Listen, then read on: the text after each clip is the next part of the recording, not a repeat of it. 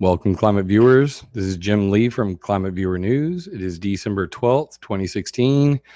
And here is my amazing presentation. I am very excited to do this. I've been working on geoengineering research for 6 years now, and I really have put together something impressive. I cannot wait to dig right into this, but first a little background.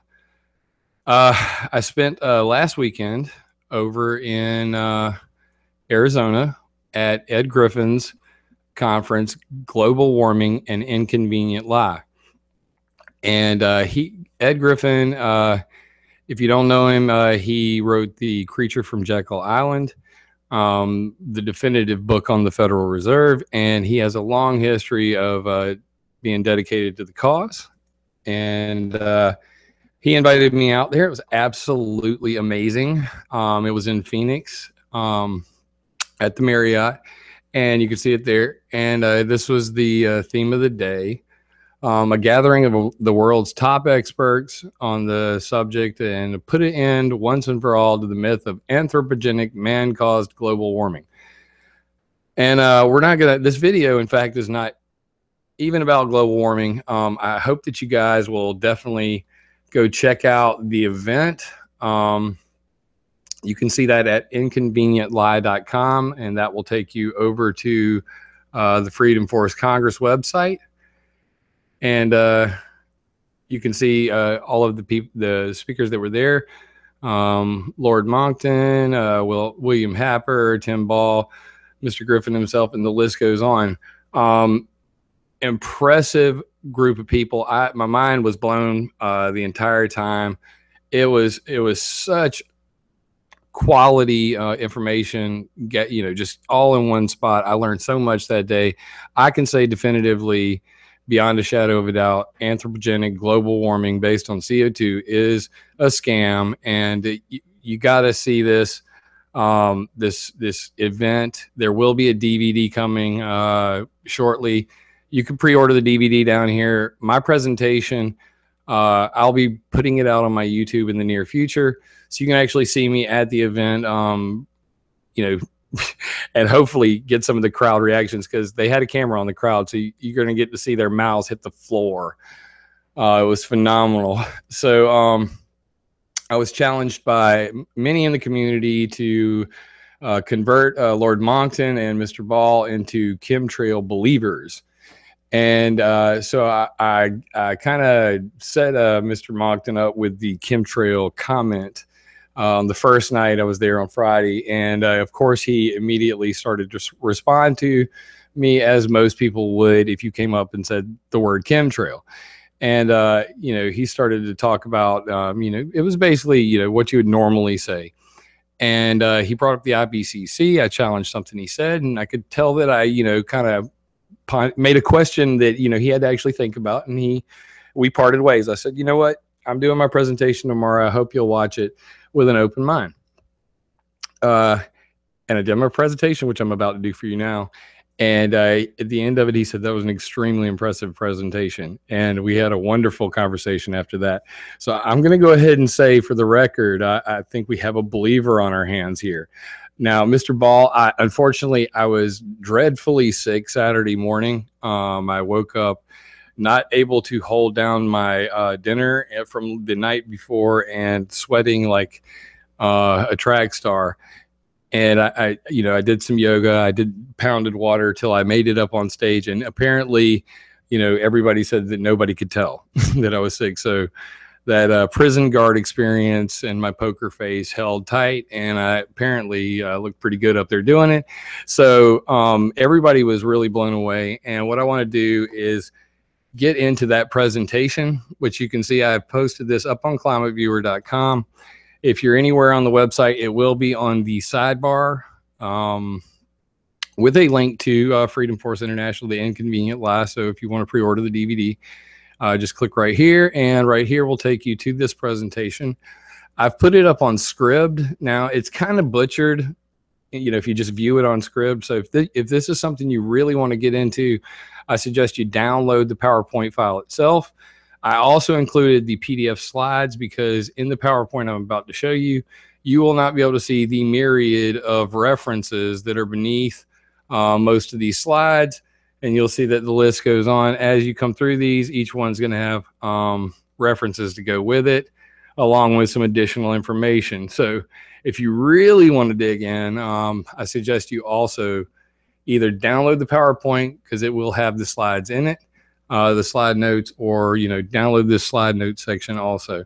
So let's just dig right into it. Kind of excited. I'm going to do this live. So let's just pop right over here. And what I've done is I've got the, and before we do that real quick, last thing I had up here, if you guys haven't checked out ClimateViewer 3D by now, I suggest you do. This is my baby. It's over at climateviewer.org. You can see over here on the sidebar, this is a weather tracking dream come true, full with, you know, satellite imagery for today. You know, you can go all the way back to 2012 and look at the satellite for the day. Earthquake monitoring, you name it, geoengineering and weather modification projects worldwide. So if you haven't heard of the internet's best kept secret by now, I suggest you do. All right. So as I stated earlier, I have been sick since I got back from there, and 2 airline flights have really done my throat a wonder. So I'm going to be occasionally hitting the microphone and muting so I can cough my brains out. That being said, without further ado, this is my presentation that I gave at Freedom Force International's 3rd Congress in Phoenix on December 3rd, 2016 at around 2 o'clock in the afternoon. And of course, you know, like I mentioned probably twice now, there will be a DVD of this event. I suggest you check it out if you want to know for certain whether you're getting scammed about the CO2 thing. You won't have any questions when you're done there. So this is my presentation. We're going to start right now. Global warming alarmists and climate scientists would have you believe that the latest extreme weather events can surely be blamed on the rising CO2 levels, while never mentioning the effects of daily weather experiments overhead. Very soon, in fact, as soon as I get off this presentation here, this is my last to-do thing on my to-do list. I'm going to be creating weathermodificationhistory.com in partnership with a friend of mine, Dominic Marama, who is running Weather Modification History on Facebook. So you guys look forward to that website, going to be up this week. Weather is not climate. In fact, James Corbett from the Corbett Report, shout out to James, amazing individual. Go subscribe to him. He actually put a paper out called Weather is Not Climate. It's got a video that goes with it, and he goes through all of the scientists who, you know, beyond a shadow of a doubt say, guess what? CO2 and climate change have nothing to do with the extreme weather events that we're seeing today. So I'm not going to debate that either. He's already done a fine job. I suggest you watch his video. So why is this important, the extreme weather events and the fact that nobody's talking about it? Well, there's been 100 years of weather control and nobody knew it. Did you know that in weather, that in 1978, when I was 2 years old, weather warfare was banned at what was called ENMOD, the Environmental Modification Convention, or the long version at the bottom of the screen there. Basically, this was, you know, a UN sanctioned meeting banning weather warfare. How is that possible? I was like, I was 2 years old when this happened, and you know, I've never even heard of weather modification till I was like 35. You know what I mean? So this is a shocker to me. So I really dug into the history of weather modification, and it turns out there is a very lengthy history, which you'll be able to see in a timeline format on weathermodificationhistory.com. Take a sip real quick because this is going to be a long talk. You can listen to my cat purr. All right, now get out of here. So this is Charles Mallory Hadfield, 1915, the moisture accelerator. And this guy, he would burn chemicals in evaporating tanks that he claimed would make rain. Well, the city of San Diego actually signed a contract, made a deal with him. They said, we'll pay you $10,000 if you can make it rain and fill our dam up. Well, he did it. And in fact, he flooded the Lake Morena Reservoir, and the dam failed, and it cost $3.5 million in flood damage. So at the end of the day, San Diego said, we'll pay you the contract, but you got to assume responsibility for all the damage you did. So at the end of the day, San Diego and everybody agreed that God did that. Hatfield didn't do it. Hatfield ran out of town. He was never paid. There's a great Widespread Panic song about it called Hatfield. Widespread Panic, highly suggest them. Love them. So moving along, the birth of cloud seeding. Now this is when we transitioned from what was called the pluviculture period, or the rainmaking period, where all manner of cannons and, like you saw with Hatfield, chemicals, just every manner of crazy was attempted to make rain. But then science just reared its ugly head, and Vincent Schaefer breathed into this freezer, and Langmuir and Vonnegut were like, yeah, we told you so, and cloud seeding was born. And these three guys were hanging out at General Electric, and they're scientists, and less than a year later, General Electric scientists in concert with the U.S. Navy. I've actually got some new intel on this telling me that the Weather Bureau had nothing to do with this. More info to come on ClimateViewer.com. You always got to love that. The minute you say something, somebody goes, hey, but wait. So long story short on this, this was a tropical storm. It wasn't a hurricane yet, but the minute that they seeded this tropical storm, the Cape Sable hurricane was formed. It abruptly changed color and direction, 120-degree turn, and slammed into Savannah, Georgia, killing one person and $3.2 million in damages. Whoa. So in less than a year, they invented cloud seeding. Less than a year later, they screwed with a hurricane, a tropical storm that turned into a dark-colored hurricane that killed a guy. You just can't make this stuff up. Of course, there's a lot of conjecture about it. They say that there were actually atmospheric wind troughs, and this was all natural. It would have turned anyway. But, you know, I tend to ascribe to the if you break it, you buy it. So then in 1949, Irving P. Krick, little known guy, he actually invented the ground-based cloud seeder. To this day, most people don't even know about these things. But ground-based cloud seeding actually supersedes aerial cloud seeding by far. They do way more ground-based than they do aerial. So this is a very influential man.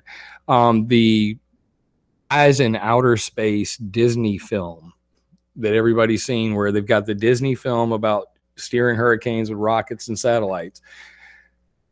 He was the technical advisor on that film, and that's how I found out who he was. I was like, who came up with this idea? Who told Disney that this was a good idea? And I saw Irving Krick. And then I went and I Googled the dude, and I was like, holy crap, this guy's amazing. It turns out that he is credited with inventing all this stuff. Well, guess what? His son is my friend on Facebook now. And he said, you know what? You're the only person on the internet that's ever mentioned my daddy. That's what good research is about, baby.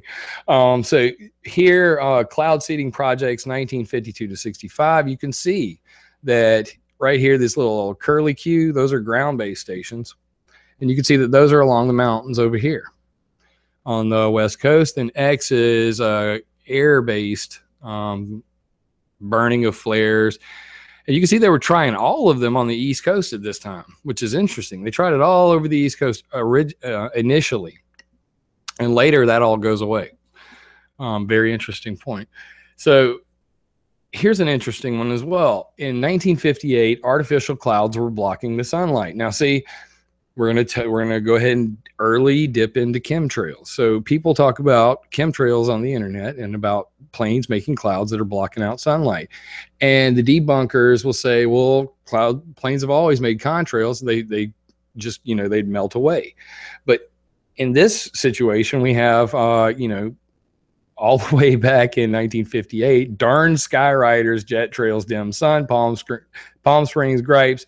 And he says that the sky's been looking like an exuberant mob of Skyriders who block out the sun. And the Air Force so far is flabbergasted. So it's fascinating. So just, you know, aviation had barely been in the air for 10 years, and they were already blocking out the sun in Palm Springs, Florida. More on that to come. We're going to see how history repeats itself. So then, same year, the Navy creates and breaks up clouds with carbon black dust. Now, they did this two ways. They actually made a cloud that was a mile long by pouring carbon black dust into a liquid and then spraying that from the back of a plane. Then they came back and they made puffy clouds in little dots. Then they came back with dry carbon black and melted those clouds away. Carbon black is similar to soot, but it is different slightly. It's a spherical, tiny nanoparticle. It's what comes out of the back of, you know, your car engine. It comes out of the back of jet aircraft. It is the #1 cloud seeding. It is the #1 seed that creates clouds in the troposphere, the lower atmosphere, where commercial aviation's flying. So cloud seeding with carbon black dust. Fascinating. Preventing forest fires with cloud seeding with Project Skyfire. The entire thing has moved to the nationwide. You've got contractors, experimental pilot projects, and the Bureau of Reclamation. So these are government funded. Project Skywater. I've got a great video on that on my YouTube channel. It's youtube.com/Jim Lee ClimateViewer. And the video is called Mountain Skywater. So check that out. Pretty interesting stuff. And in that, you can hear a dude slapping on a banjo and them burning their ground-based cloud seeders in some awesome video. So now we're going to go a little outside the box. In 1961, the military tried to create an artificial ionosphere by dumping 480 million copper dipole antennas into orbit. Some are still up there, and as far as last count, 36 clumps of these little mini antennas are still up in space. The rest of them, most of them should have burned up on the way down, but some of them are still up in the North Pole in the ice. Military hates the ionosphere. You'll see that over the course of this. Project Storm Fury, NOAA going out steering hurricanes. After Project Storm Fury, which lasted 11 years. After that, they said they would never do it again. We're never going to steer hurricanes again. It was a bad idea. Go read up on it. Plenty of information out there. We're going to cover so much. I'm not going to dig deep into any of this stuff. That's what ClimateViewer.com is for. If you really want to get your nose wet, come on down. I've got a face full. Plasma seeding begins in 1963. So real quick history lesson in 30 seconds. So they started blowing up the ionosphere. After the needles didn't work, they couldn't create an artificial ionosphere. They wanted to just destroy the ionosphere. So they started doing these upper atmospheric nuclear explosions like Starfish Prime, and the Russians did Project K. And they were literally trying to blow the ionosphere away. There was a thing called the Limited Test Ban Treaty, and it banned upper atmospheric nuclear explosions from that point forward because these people were out of hand. So since they couldn't blow up the ionosphere, since the needles didn't work, they said, well, we still got to find some way to screw with this ionosphere. And thus, plasma seeding was born. And this was creating artificial ion clouds in the interplanetary space for studying the state of interplanetary medium with sounding rocket experiments. So they started dumping barium, aluminum, strontium in space because the ionosphere is invisible. And in order to see it, they would dump these clouds like this into the ionosphere, and then they would heat them with microwaves from the ground to see the effects. And in this case, you can actually see those are photos of the effect of dumping these, making these ion clouds in space. So shocker for all the people out there who talk about barium and strontium. Yes, they've been dumping it in space for 60 years. And in this case, this is 64. So far, 7 different experiments have been carried out in Sahara and Sardinia. So this is 1 year after they banned upper atmospheric explosions. They've already done 7 experiments, and it just escalates from there. Solar power satellite, 1968. This bad boy is a beam of doom, and basically up here the thing says 2 by 5,000 megawatts output. It is 25 kilometers long. It is in space. It collects solar energy and then beams it down to the ground to a rectenna, be similar to HAARP. More on that later. And the problem is, if that beam gets off of this antenna, it could look like this fire from heaven scenario here. So it was never done because, as in this chart you can see here, rectenna heat would cause weather modification because variation in the refractive index and the beam wandering, the beam scattering, and ground heating and soil moisture evaporation, which would cause more weather modification, which is climate modification. We shouldn't do this. It's going to modify the weather. So the solar power satellite, quote, as long as the program was called solar energy by the United States, it could not be considered a weapons project. Hint, hint, Japan just launched a solar powered satellite, and a whole bunch of other people are now revisiting history. They're launching solar power satellites. Remember, that's a weapon system. All right. So why did I talk about planes blocking out the sun in 58? Because by 1970, the airline industry got sued for blocking out the sun in 2 states. At the time, in 1970, chemtrails were called smoke pollution of the sky. And it's right there in the newspaper articles. I've read the congressional testimony of this, the meetings that were done. This is as real gets. Lawsuit by Illinois and New Jersey versus the airline industry. It was settled out of court by Secretary of Transportation Volpe, and the airline industry agreed that they would install burner cans on all of the 43 carriers' planes to reduce particulate emissions, aka soot and carbon black, which we know makes clouds. They had to reduce their soot output by 70%. History is now repeating itself. So 58 to 70, chemtrails, solution, cleaned up their act. Chemtrails went away for a long time. More on that later. So now we're at a point where 30 years after cloud seeding was invented, it is used as a weapon of war. Operation Popeye, weather warfare over Vietnam, also called Operation Motor Pool, make mud, not war. And this is a C-130 with a silver iodide dispenser rack right there. The U.S. Air Force 54th Weather Reconnaissance Squadron used 3 planes to modify the weather over Vietnam for warfare from 67 to 72. 3 planes. Take that, all you people who say you'd have to have every plane involved in a conspiracy to every flight commit. No, 3 planes. Modify the weather for warfare. And here you could see the U.S. Navy at China Lake's cold cloud modification system. Here's those dispenser racks that you're seeing. There's also a cold cloud modification bomb that dispenses silver iodide for cloud seeding. And this funky contraption right here for spraying stuff. Oh, yeah. So not a conspiracy, guys. The intention was to soften road surfaces, cause landslides, wash out river crossings, and maintain saturated soil conditions beyond the normal monsoon seasons. So this is the Ho Chi Minh Trail, making it impossible for them to move their supplies. You've all seen video of the soldiers up to their knees in mud. It worked. So why is this all important? Because Operation Popeye got busted.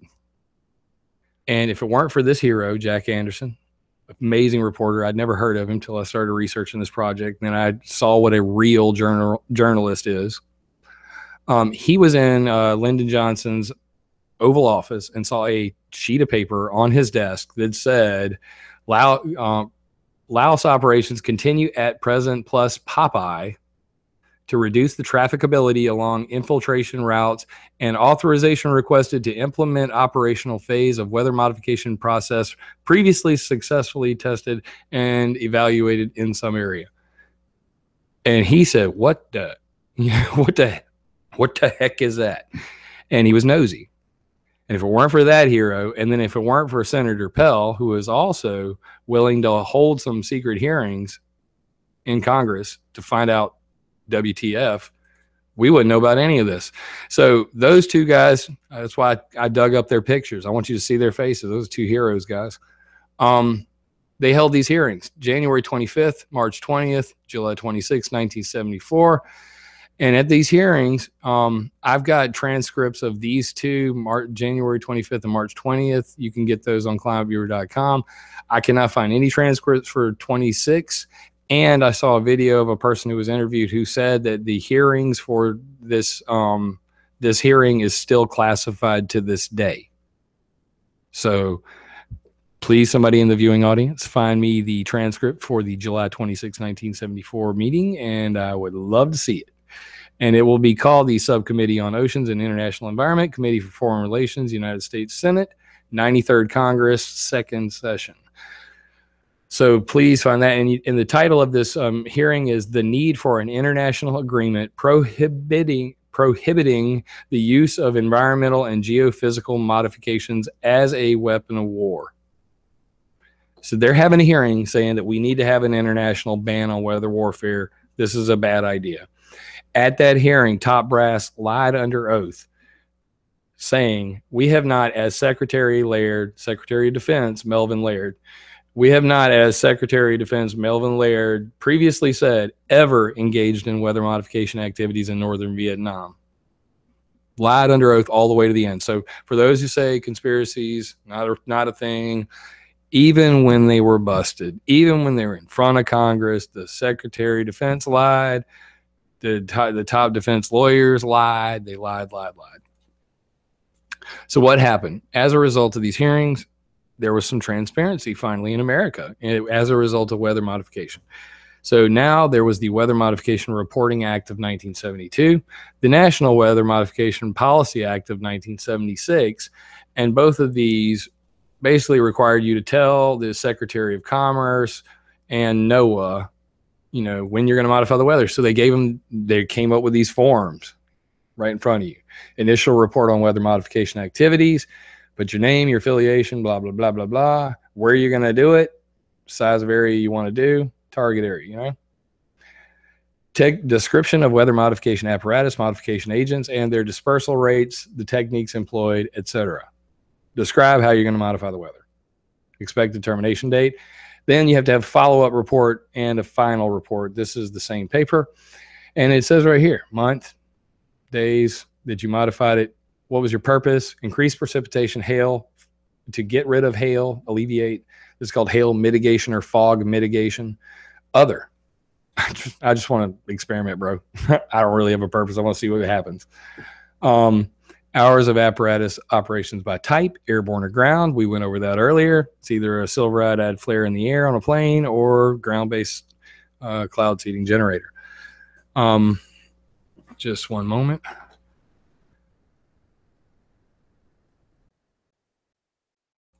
Let me clear my throat.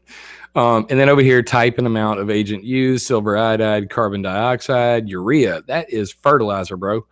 Sodium chloride, that is salt, and other. I made some new stuff up. Let's use ions. How about that? More on ions later. So these files, it says expires December 31st, 2007. The other one I believe was 2008. But regardless, both of these reports that you're looking at right now have expired, and I have not been able to find a new version since. So if anybody can find me the current reporting form, this one also says 2007. I have not been able to find one. They removed it from the corporate.noaa.gov website after I published it. It's no longer there. So anyway, ENMOD was the end result of these hearings and, of course, the transparency laws you just saw. They started signing it in 77. They finished it in 78. The green ones here are people who signed it. Are parties to the agreement. Yellow, they only signed it. And red, they're like, bro, we're not really modifying the weather and we don't care about your thing. So what does it ban? It bans military or any other hostile use of environmental modification techniques having widespread or long-lasting severe effects. Any one of those. If it's hostile, if it's widespread, if it's long-lasting, or if it has severe effects, that's now illegal. Problem with that. Well, probably in a second. Also, there was, because the Congress people were basically like, you know, wait a minute, we're banning weather warfare. We can modify the weather. You know, I mean, can you imagine all the Congress people were like, what the heck? We modify the weather? I need to know more. So they ordered this report, and this has been shared many times on many different websites, and people always cite it as confirmation that chemtrails are a thing, and you don't know the whole history. Now you do. That's the purpose of this presentation. Really educate the public on this. So this is a summary, 784 pages, to basically tell all the Congress people, all right, we've been modifying the weather since 46, and here's all of the stuff going on today. Because none of them knew. Does that sound like today to you? Does that sound like why I'm bringing this up, why it's in this presentation? Because, and this is the following year, they did a breakdown of everything, and you can see airborne, that's about 3,000 hours of airborne flights doing cloud seeding. And then you see about 30,000 hours of ground-based seeding. So Irving P. Krick, the little known guy, his invention is well more used, even though, you know, Vincent Schaefer, it's cloud seeding. I get it. He gets all the credit, but wow, man, that's amazing. So it's a very popular way to do it. And even here, dry ice, you see that? That's pretty interesting. So the point of all this, ENMOD actually is completely useless. It has no teeth at all. It's just an agreement. It's a piece of paper. There's no way to detect weather warfare to this day. So I'm trying to hit on a solution here, because at the end of the day, we've all been talking about this. I've been talking about this for, 6 years now. And I've seen a solution about 3 years ago, and I call it the clarity clause. We're going to get to that by the end of the presentation.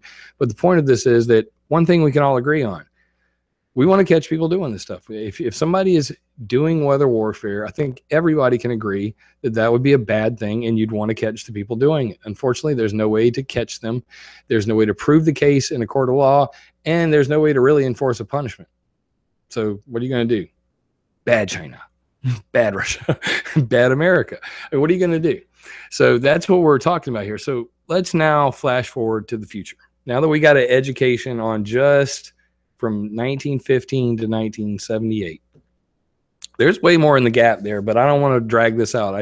I wanted to show you a slice in time, and now we're going to watch history repeat itself. Where are we today? The blue gold rush. Fresh water has been dubbed blue gold in many publications, as potable water will be to this century what oil was to the last century. Write it down, memorize it. It's a fact. So why is water so important? Well, countries are spending millions to control the weather. Here's why. That article went way too popular, so it got renamed to China spent millions on a shady project to control the weather ahead of the Beijing Olympics, and dozens of other countries are doing it too. Yeah, right. So this is a much more accurate, spending millions. Weather on demand, making it rain is a global business. And would you like to pay Oliver Travel Company? They will clear the sky of clouds on your wedding day. You can pay them to clear the sky. A freaking travel company is modifying the weather and advertising it on the damn Daily Mail for 100,000 euros. So this is not even, it's getting to a point where it's no longer even secret. They're just out in your face. We're spending millions of dollars every day on modifying the weather, and we will totally do whatever you want for money. Basically, just give us some money and we'll do it. And then this is the cloud seeding projects, of course. You can see these worldwide. These are just a couple, but the ground-based cloud seeding generators we were talking about, they're all over America. I wasn't able to do this in Arizona, so I'm going to do this here because you can see them. These are the ground-based cloud seeders across America. I'm going to just turn them on real quick and let you get an idea. These are the ones I've been able to find so far. That's a lot of ground-based cloud seeders. And this map is available at climateviewer.org, and you just click on Geoengineering. But seriously, that's a lot of cloud seeding generators. My pictures are missing, but we'll fix that after the video. So anyway, back to the show. Cloud seeding is now right back at it with the hurricanes. They, even though NOAA said they'd never do it again, I've got two new mentions that Department of Homeland Security and NOAA are actually going to work together on this. Crazy stuff. So they had this hurricane modification workshop in 2008. This is funded. You see the NOAA logo, and you see that it's a Homeland Security thing. And the Earth Systems Research Lab, which is NCAR, the world's head of weather modification research, NCAR or UCAR, National Corporation for Atmospheric Research, Boulder, Colorado. Anyway, go look it up. Homeland Security funded this because of Katrina. And they said they didn't want to ever have another Katrina, billions of dollars in damages and loss of life. If we can prevent that, then this is a national security concern. How could we steer as let's just go straight to the quote, Under Secretary Jay Cohen, DHS, to investigate the possibility of modifying track, speed, winds, and rain of hurricanes. Yeah. So this is a real thing, and you need to go watch you can read the entire report on ClimateViewer.com. And these are the guys that went to it. And some of these are actually geoengineering guys like John Latham and Stephen Salter. In the slide notes, you can actually see the names for all these numbers here. So it really happened. Moving along, the U.S. military is like, who needs ENMOD? Let's just go ahead and do some weather warfare again. This is 2 FOIAs. They came from the sunshine-project.org off of the archive.org because it was deleted from the internet. Yes, I dug this up from the Wayback Machine. And on the first slide, you see that this is the U.S. Air Force Phillips Laboratory, and it says weather modification using carbon black. And then they talk about from 1995 to 2004, how much it would cost to implement this system of carbon black cloud seeding, and what they would do on each of those years, ending in operational capability in 2004. This is not a coincidence, as you're about to see. And then over here on the other side, you've got, wait for it, the U.S. Navy China Lake. So the U.S. Navy over here is saying weather modification, we would like to do this. Again, I mean, and then they break down money down here at the bottom and say why we would like to do it. Successful completion of the proposed effort and follow-on ENMD programs will give the U.S. military a viable, state-of-the-art weather modification capability again, like in Operation Popeye. These are both dated 1994 on the FOIAs, and I got them from sunshineproject.org. They are legit. Interestingly enough, Carbon Black Dust 2004, when it said it would be operational in the FOIA, in the Owning the Weather paper, Owning the Weather in 2025, which is Weather as a Force Multiplier, and you can see the credits for the people who wrote that, and it's got a couple lieutenant colonels in there. This was written at the Air Academy. The debunkers online say it was just a think piece. It doesn't actually mean anything. None of this is real. But interestingly enough, there's a slide on there that says CBD, which is carbon black dust, and operational by 2005, which coincides with the 2 FOIAs I just showed you. And it gets even weirder. So I have this thing called the weather modification. WX mod means weather mod. WX is weather, MOD mod. That's military jargon for weather warfare. WX mod, Test Technologies Symposium 1997. There's 2 slides from this, and this is Dr. Arnold Barnes from the Air Force Phillips Lab. These guys right here. The Phillips Lab is giving a presentation at a joint Army Air Force meeting where he says weather modification using carbon black. Slide 1, weather modification using carbon black. Slide 2, why would they do it? Increased precipitation, muddy dirt roads, flood fields, decreased true comfort, decreased tractability. The exact same reasons they did in Popeye. The exact same reasons that are mentioned in Owning the Weather in 2025. So this is the Phillips Lab doctor, same mention in the FOIA, at an Army-Navy conference, telling them this is why we should do it. Oh, it gets weirder. Increase cirrus cloud cover. Shout out to the chemtrail community. Deny visual satellite or high altitude reconnaissance. Decrease light level for nighttime operations. Holy crap. Did anybody ever think of that? What, you could make cloud cover to make it darker at night. So you got the night vision goggles, they can't see a thing.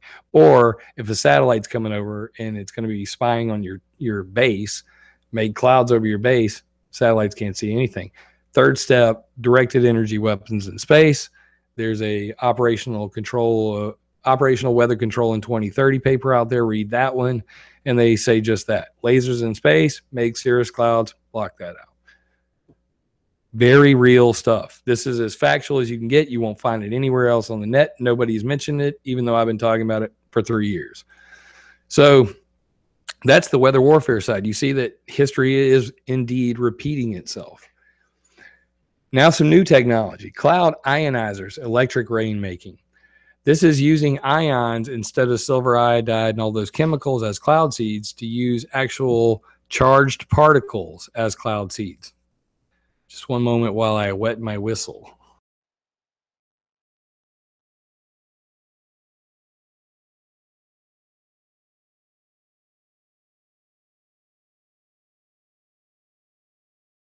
All right. So up here on the top, you see Mateo Systems WeatherTech. This was used in Abu Dhabi. I've even got the U.S. patent number down there with it. Great article on this, cloud ionization, laser-guided weather modification on ClimateViewer.com. Of course, links in the details on the slide notes. Ionogenics ELAT system, cloud ionizer, electrification of the local environment, or the local atmosphere. ELAT is what they called it. I actually talked to this guy on the phone, and he got shut down. Basically, somebody bashed him in a local newspaper. There was a hearing held. They cut his funding, and he just said, "To heck with it." But he said that in their use, and this is interesting, while they were using the cloud ionizers down in Mexico, the local authorities said that there was like an 80% reduction in people coming to the hospital who had respiratory illness.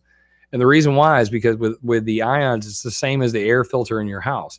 The ions attract pollution, to stick together, coagulate, and rain out. In this situation, you're doing it outside, and you're not adding chemicals to the atmosphere to do cloud seeding.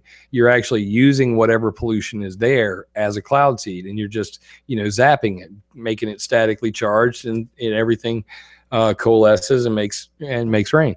So in this case, he was saying that because they had these systems down there, they were sucking pollution out of the air at such a great rate that the hospitals actually reported less sick people because of respiratory illnesses. If that is in fact true, this should definitely be, offered up over in China. At least go over there and try it. See if they can suck some of those insane clouds down. Anyway, I'm not advocating for this, but I'd take it over silver iodide poisoning any day. Clear Sky Manager. This is made by AST, and you can see that this was also done in Dubai and several tests in Russia. And finally, the Australian Rain Technologies Atlant Cloud Ionizer. This is done down in Australia. I believe it's Adelaide. Several different locations down there, and they did a whole bunch of science. They said, we actually made it rain several times with these pyramid-shaped ionizers. Fascinating. So it gets weirder. Then you have a company called Acquiesce, which is actually the owner of that, ex-Colonel, retired Colonel David Kaczynski, CEO of Cyblu Incorporated. He's a U.S. Air Force company, quote, on the internet. This is how it's a U.S. Air Force company that modifies the weather with radio waves. Wait for it. They partnered up with Acquiesce, which is Acquiesce is offering sovereign states an augmented rainfall capability as a part of its new regional toolbox.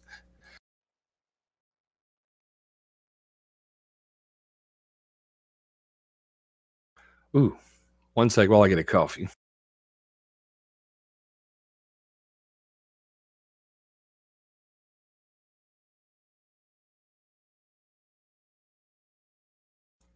And now you know why I put this video off for like a week. So they said that they're going to use proprietary weather modification system operated utilizing resonance signals to divert oceanic atmospheric rivers into areas experiencing severe drought. So they say that signals are launched from ground-based servers to adjust flight paths of weather systems. Now, everybody's heard about HART steering the jet stream, whatever. This is actually a company who claims to steer rivers in the sky. I have read the weather modification application in Texas. And they actually got a permit in 2012 to do just that. And and you can see right here, here's their target.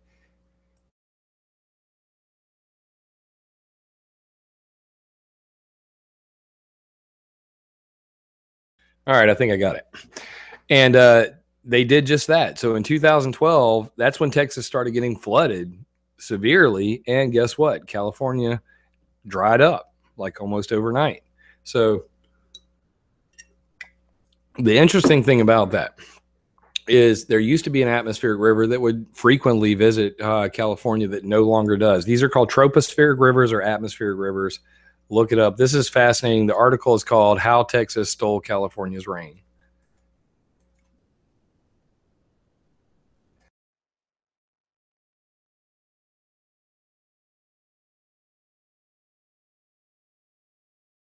All right. So this cloud ionizer technology is so controversial. Oh man, I don't know if I'm going to be able to shake it. Ooh.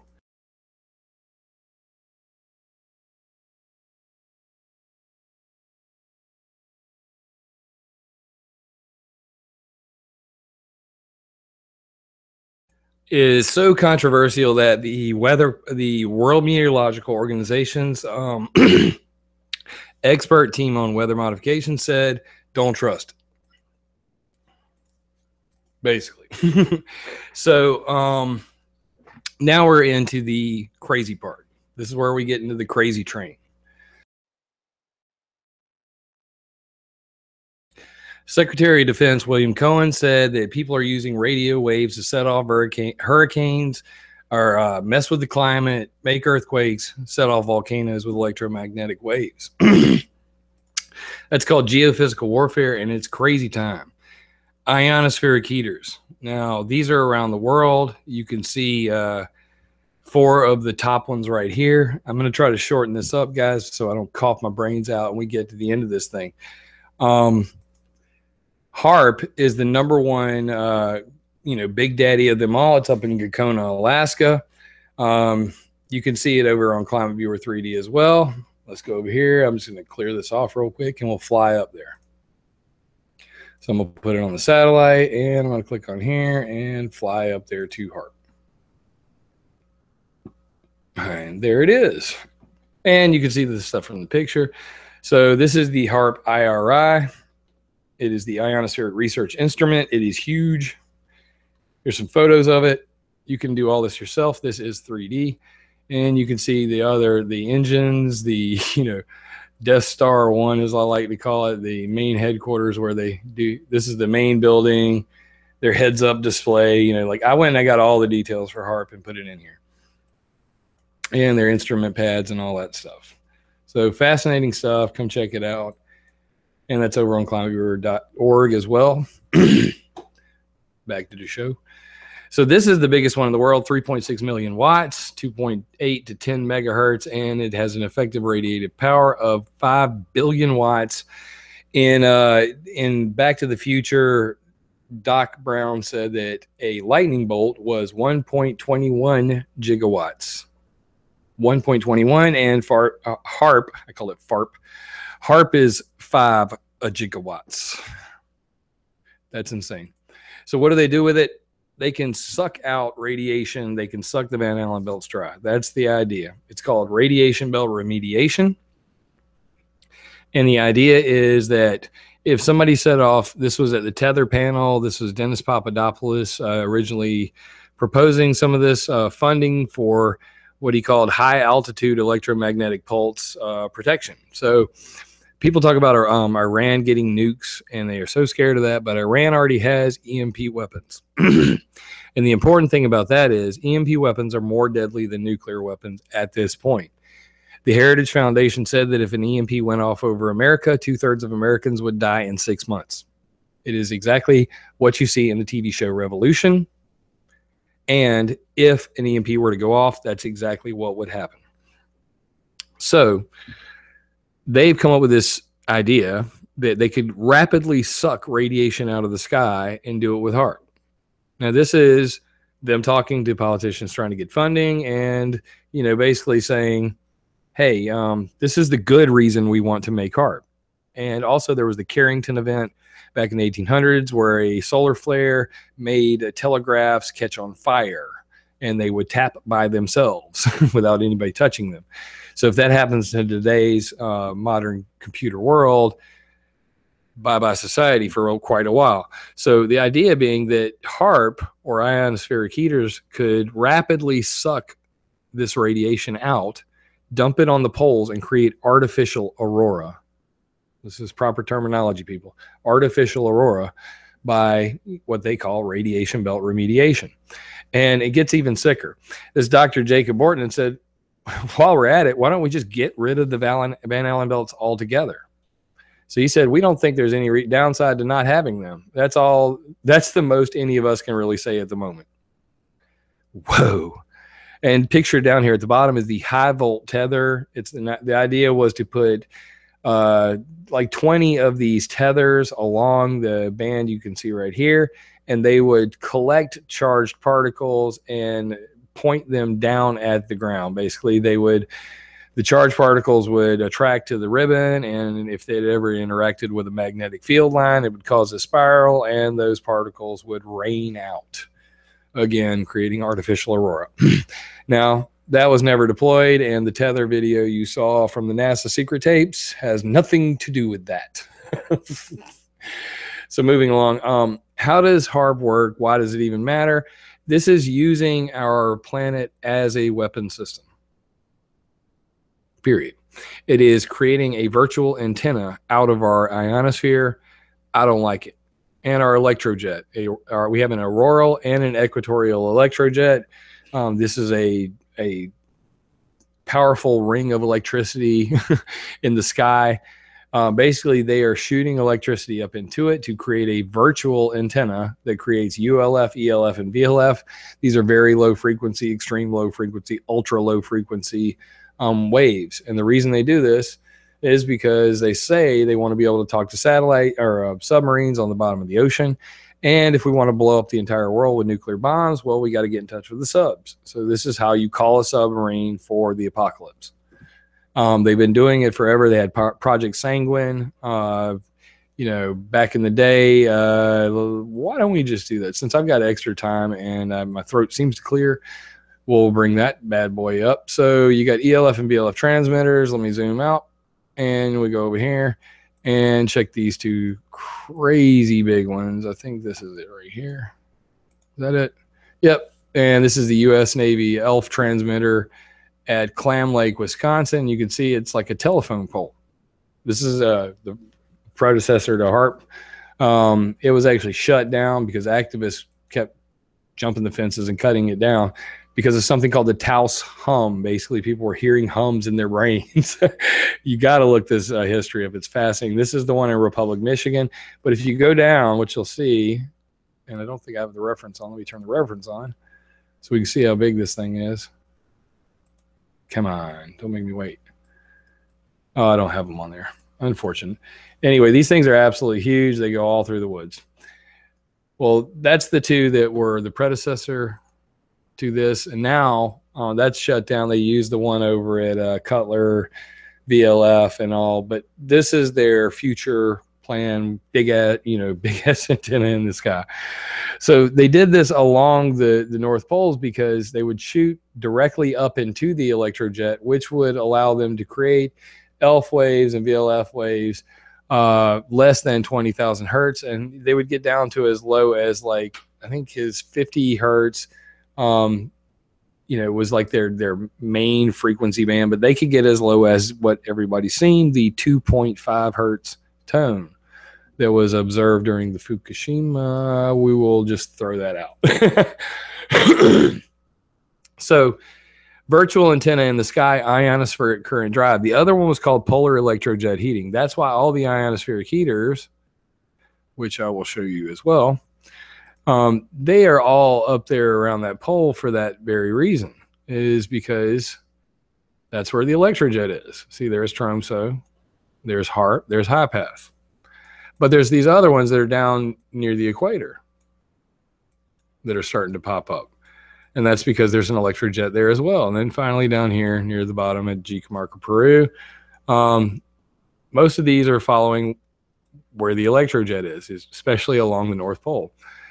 Well, they don't have to do it that way anymore. That's why they sold HAARP.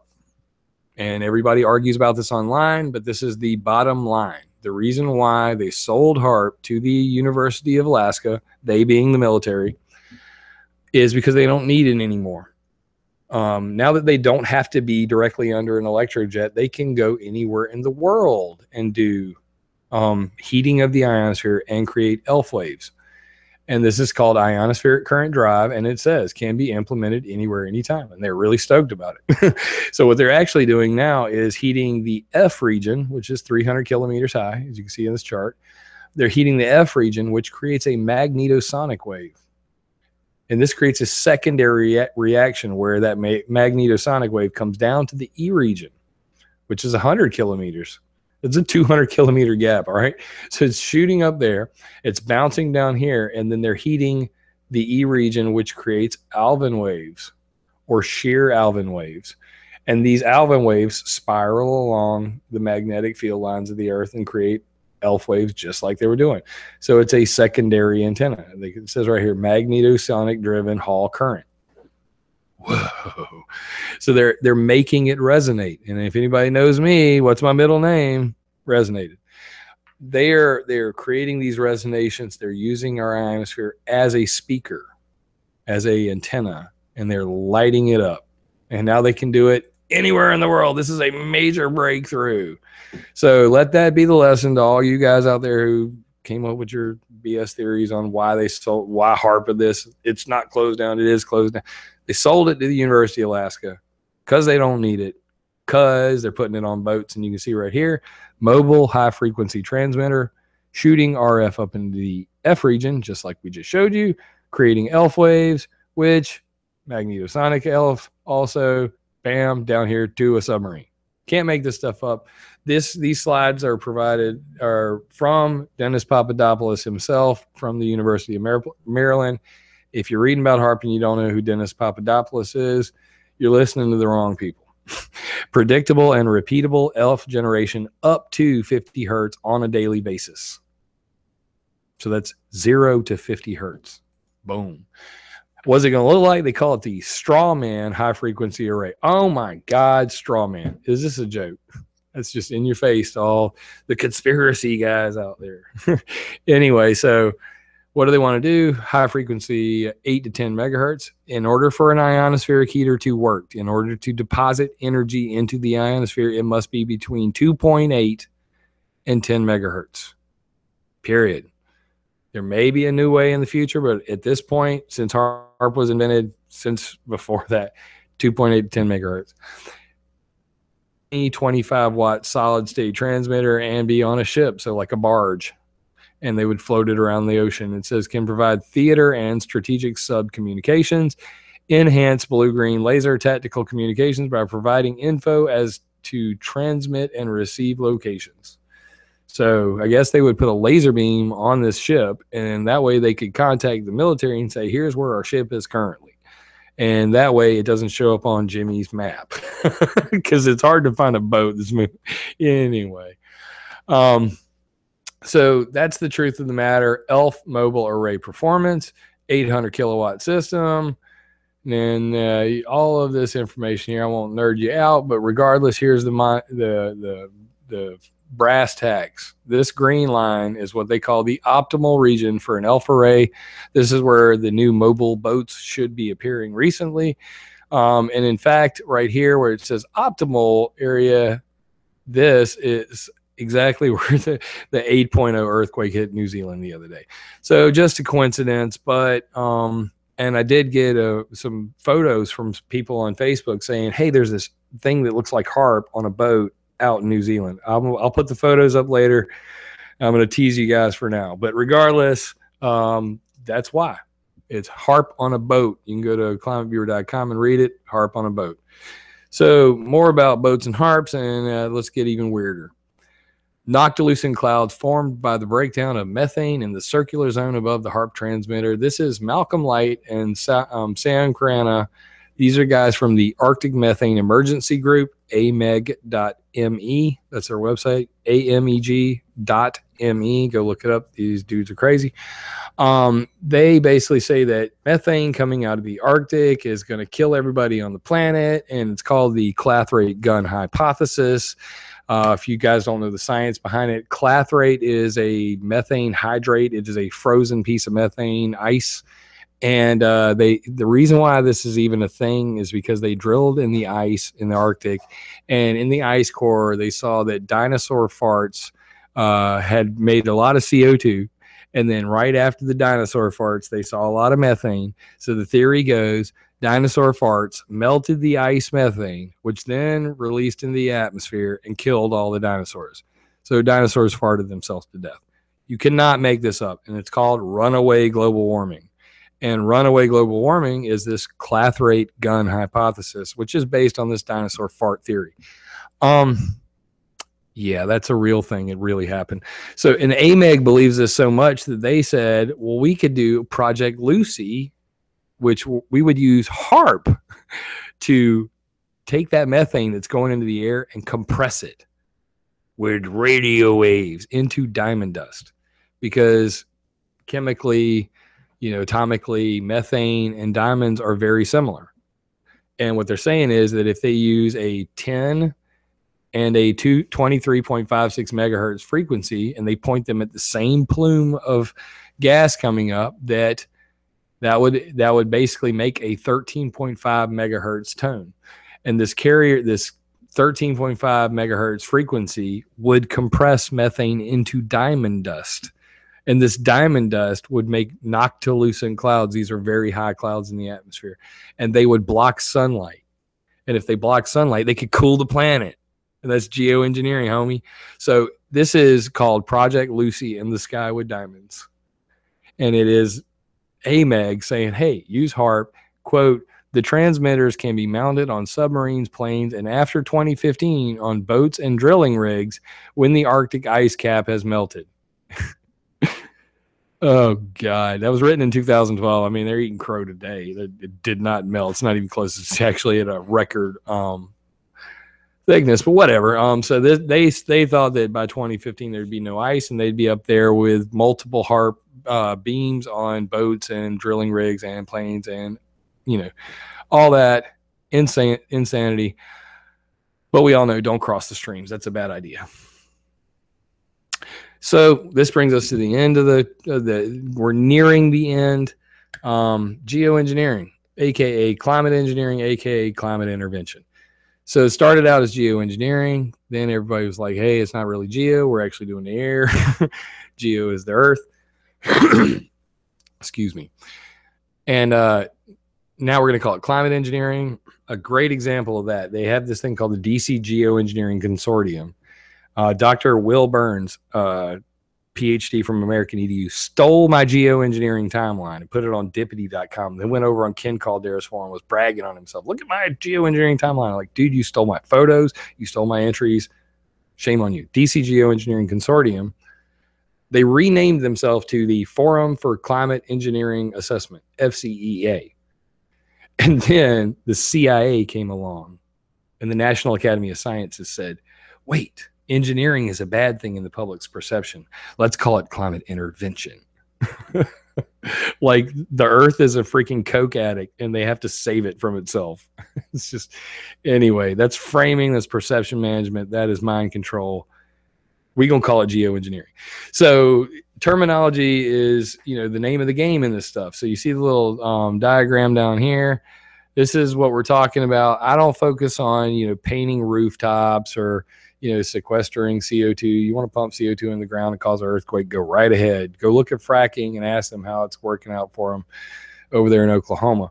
I'm focused mainly on this idea of putting aerosols into the air to block sunlight. I think that it's the worst idea I've ever heard, and the people that are pushing it are dangerous. So that's why I do what I do in regards to geoengineering.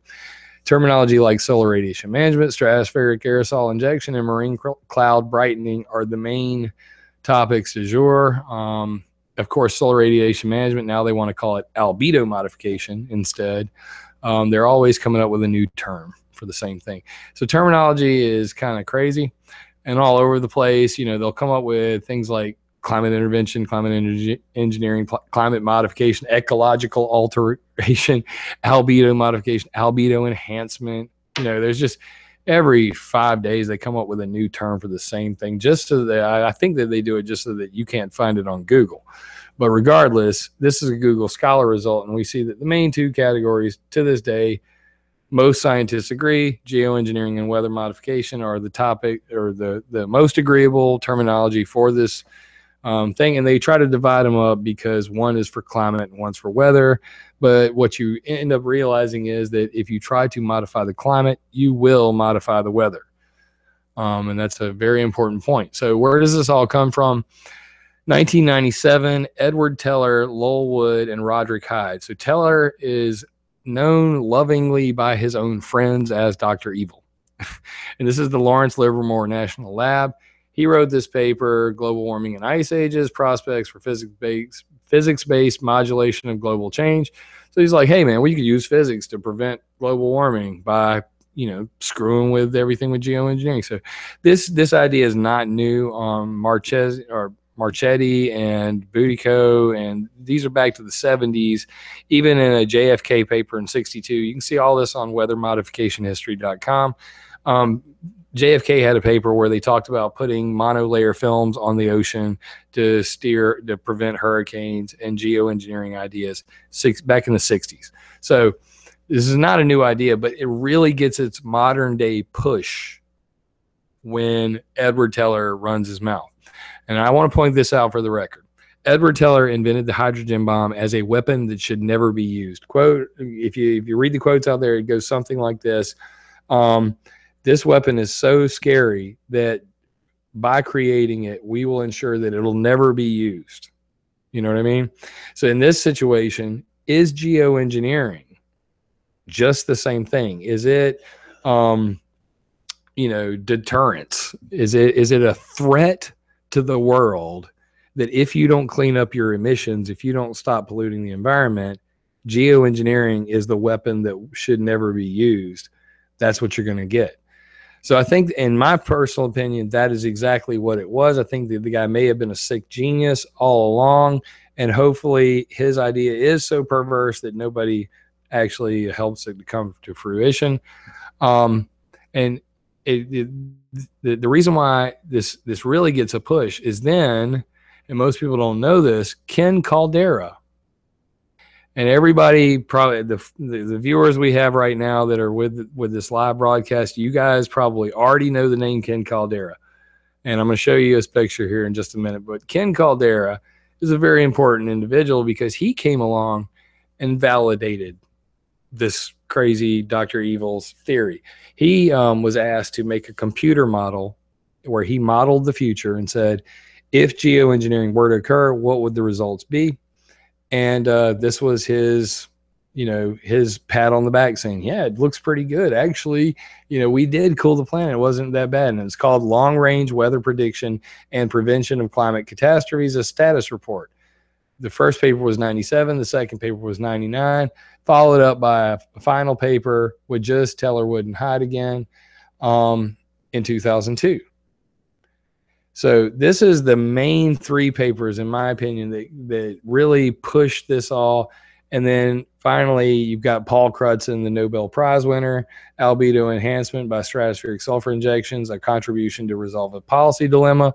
And he said, quote, building a trust between scientists and the general public would be needed to make such a large-scale climate modification acceptable, even if it would be judged to be advantageous. So even if we decide this is a good idea to do legal geoengineering worldwide, there better be a lot of trust between the scientists and the public. We all know that ain't the case. Finally, I repeat, the very best would be if emissions of greenhouse gases could be reduced so much that the stratospheric sulfur release experiment would not need to take place. Currently, this looks like a pious wish. Stratospheric sulfur release experiment. Keep that in your notes. So after, this has got its modern push, now, of course, all you need is some money. And everybody's favorite fun guy, Bill Gates, threw some money at it. And here's I'm going to tell the whole story on this guy, this Pfizer thing, Fund for Innovative Climate and Energy Research. Bill Gates is funding geoengineering research. Now, there is a caveat. I don't want to totally throw him under the bus. Bill did say, I will not fund any actual experiments. So Bill is saying, I will pay for you to study this, to write it down on paper, to basically build a weapon system for the future. But I will not pay for you to actually do it, because he doesn't want the responsibility. You know what I mean? He doesn't want to be the guy that gets sued. So what does he do? He gives the money to Ken Caldera and David Keith, and they dole it out to everybody else. So the administrators of Bill Gates Fund, most people don't know this right here, Fund for Innovative Climate and Energy Research. These are funding sources right here. Bill Gates, or David Keith and Ken Caldera, they both run that fund, and all of the scientists basically come to them and beg for money. And who are those scientists? You can see them over here. Here's Ken Caldera and Alan Robach. This is a chart that shows who is writing the most articles about geoengineering solar radiation management. And you can see that it's Alan Robach, Ken Caldera, Ben Kravitz, David Keith, Peter Irvine, and a couple of, and the list goes even smaller, Jim Haywood, Phil Rosh. I know all these names. You guys should get to know these names, but Olivier Boucher. These are the guys pushing this stuff. Interestingly enough, Olivier Boucher, Robach, and Ben Kravitz, and Ken Caldera also co-authored the special report on contrails to the IPCC. So it's interesting that these 5 geoengineers co-authored the IPCC reports on chemtrails. They just said it wasn't a thing and it's not really doing anything. And, anyway, interesting thing. And who's paying for it? The National Science Foundation, European Commission, NASA, and the list goes smaller. These are the people funding research for legal geoengineering in the future. So names, addresses, that's what I'm all about. That's what you're going to get on ClimateViewer.com.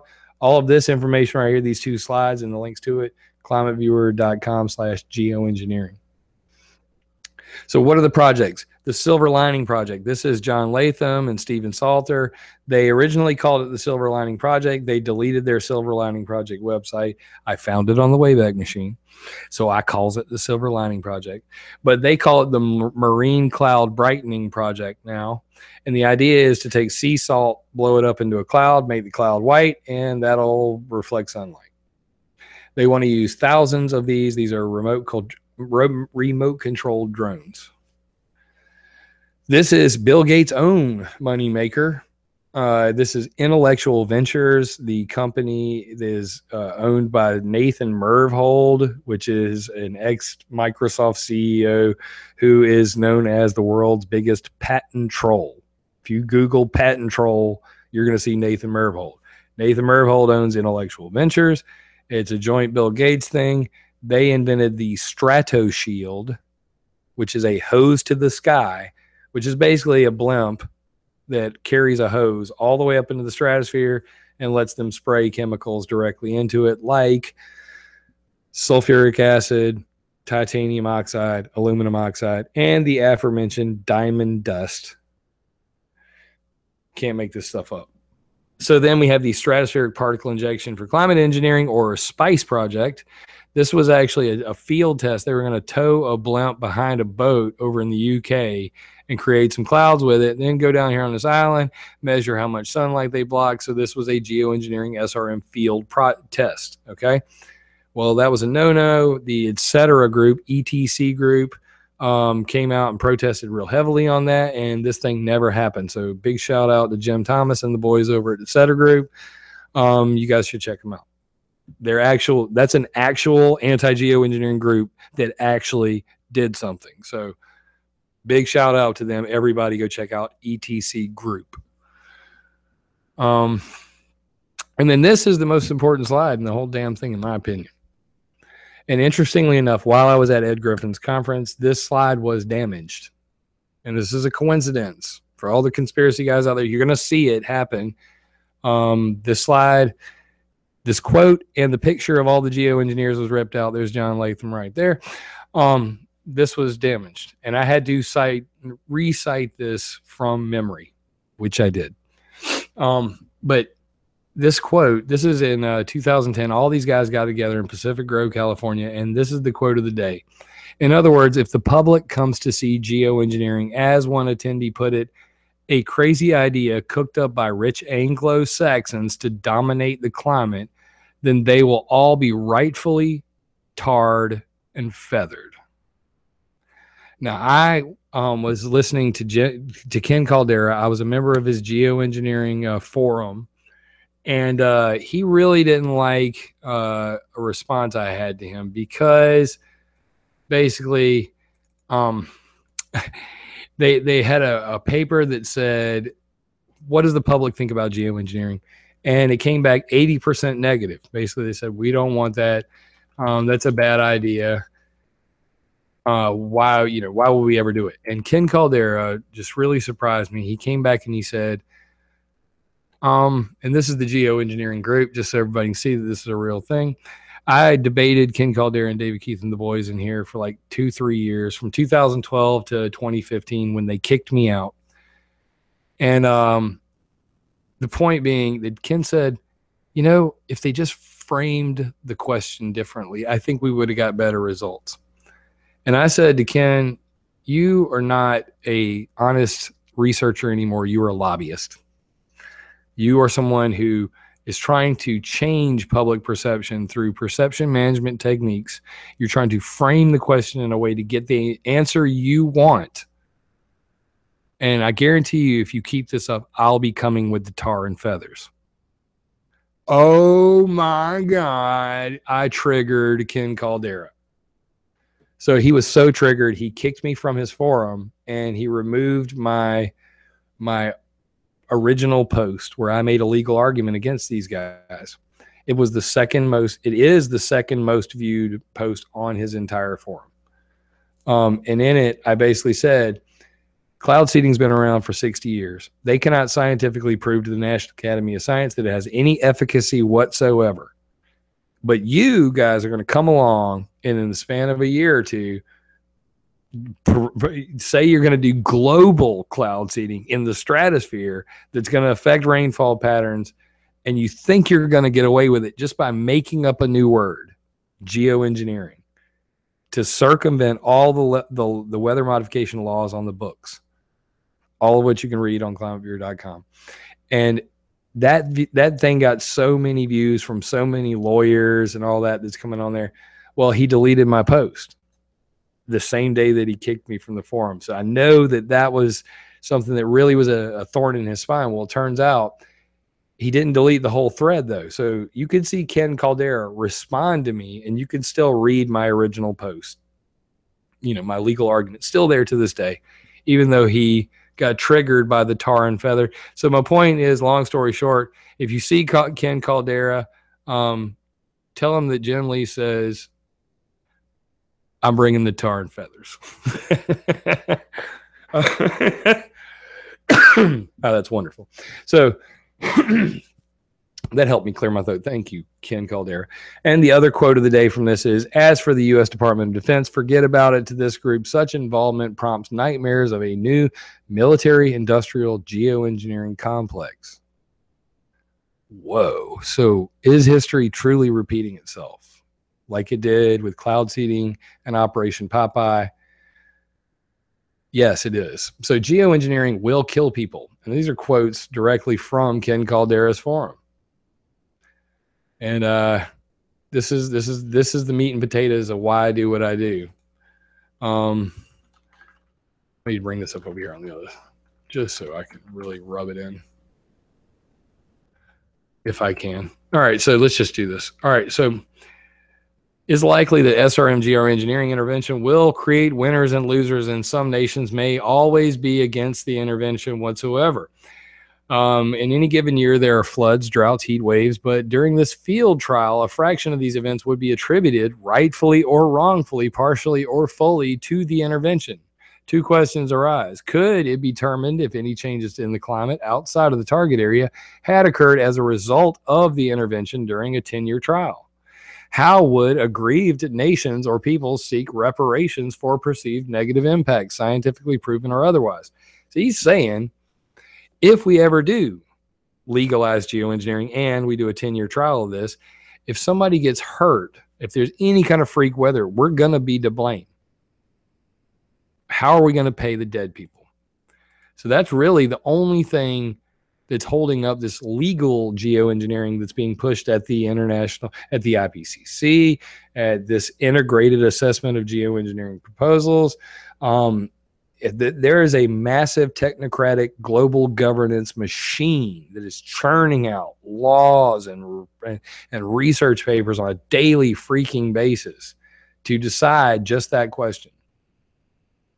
And the reason why is because Ben Kravitz and Alan Robach's research papers have shown that there will be an increase in rainfall more than likely in the northern hemisphere and a decrease in the southern hemisphere. And this is kind of deceptive here, the way this picture comes out, because it's showing much more rainfall in the southern hemisphere over the oceans. But in fact, the natural analog for that is whenever we have a volcano, it tends to dry up the southern hemisphere, especially the farther north the volcano is. Anyway, so the solar geoengineering led to serious side effects, reduced rainfall over the semi-arid area south of the Sahara Desert, dried up. You see right there, that's Africa just drying up. When solar geoengineering stopped, the climate rapidly rebounded. And finally, we cannot tell how much cooling was caused by solar geoengineering and how much resulted from natural climate variability, e.g. volcanic eruptions. So just like cloud seeding, they won't be able to tell the difference between background nature and their interventions because our sensors suck. So that's really the problem. Furthermore, geoengineering is currently banned. It's banned by the Convention for Biological Diversity, and they said that no climate-related geoengineering activities that may affect biodiversity take place until blah, blah, blah. But the U.S. is not a party to that, so the U.S. did not sign it and had no official involvement in this geoengineering ban decision, which means the U.S. could very likely just ignore it. So, that being said, we have COP21. And before COP21, academics call for geoengineering preparation in wake of Paris Agreement's deadly flaws. This is January of 2016. I covered all this on ClimateViewer.com back then. And now that the COP21 is passed, you see geoengineering to alter climate moves closer to reality. This is October 2016, and this is the quote. Within the Paris Agreement, there's an implicit assumption that there will need to be greenhouse gases removed.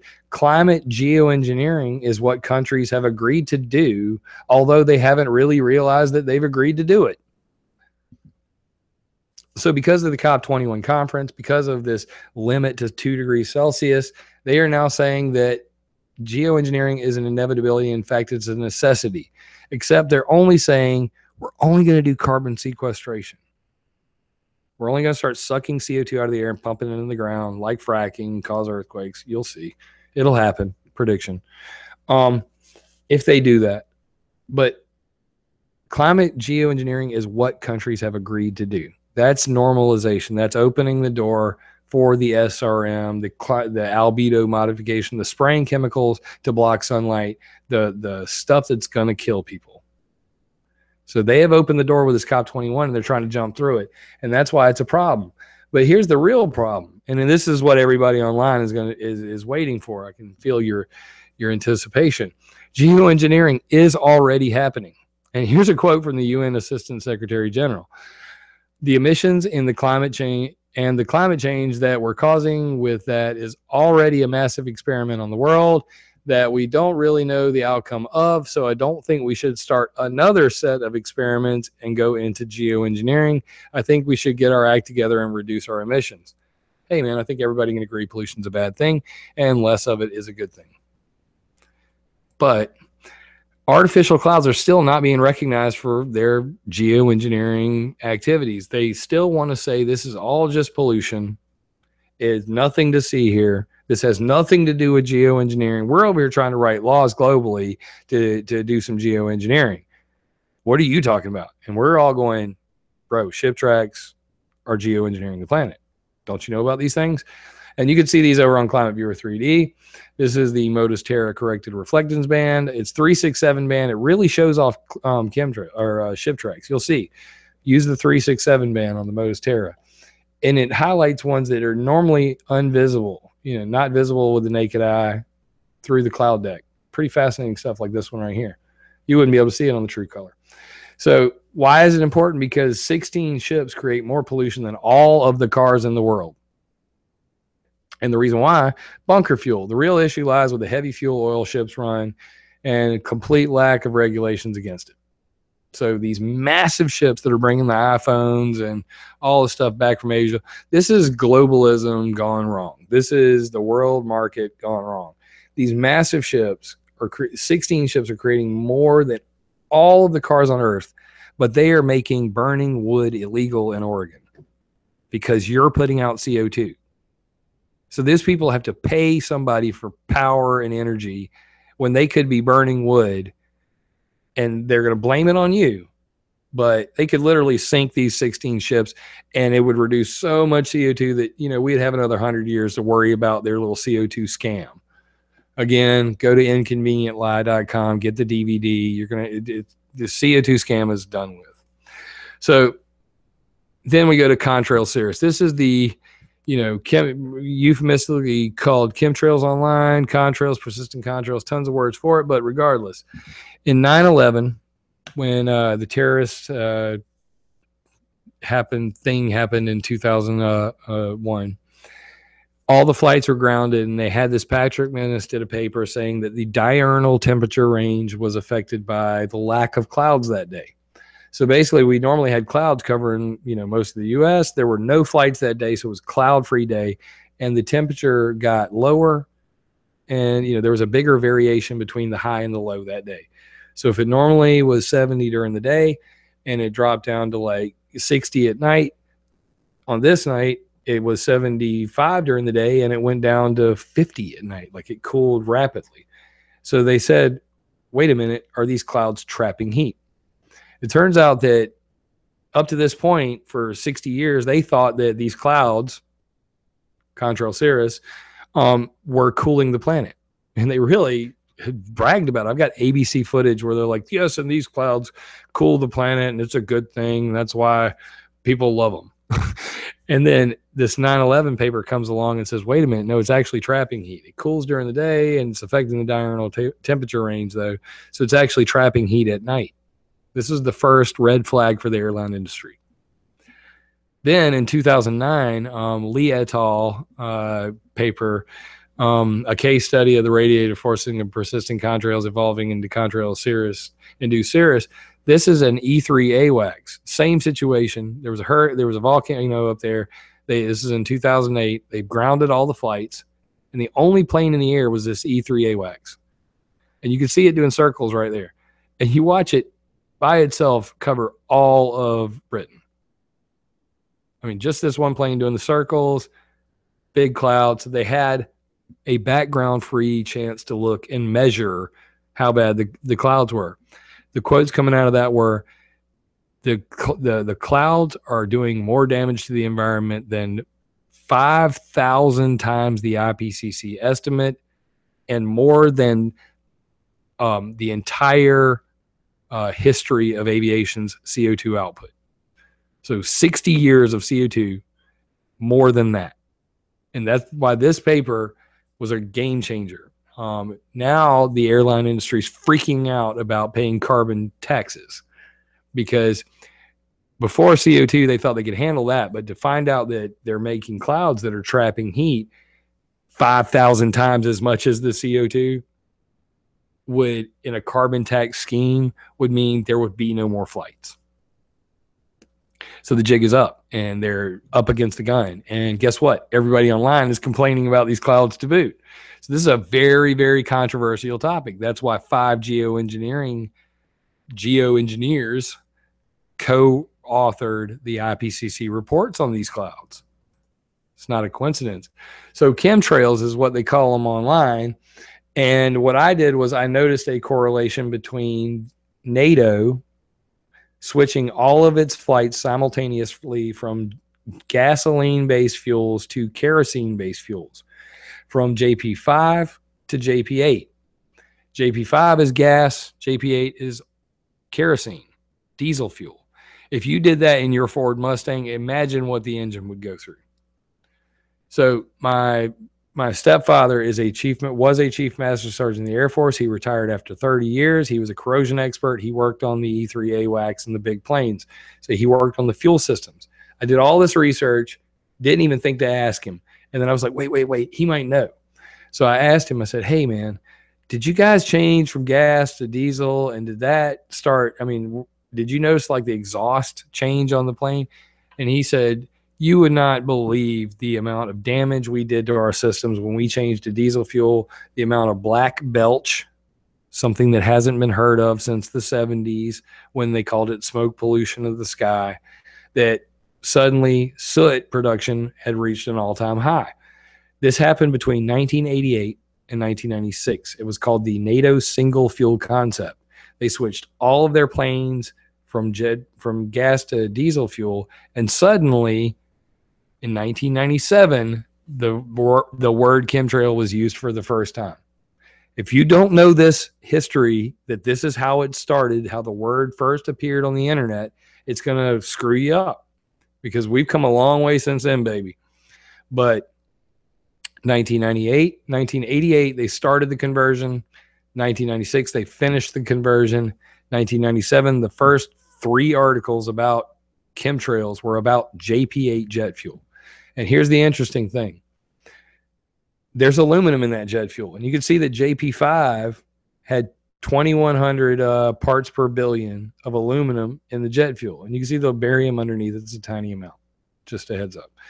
But the aluminum in JP8, 9,360 parts per billion.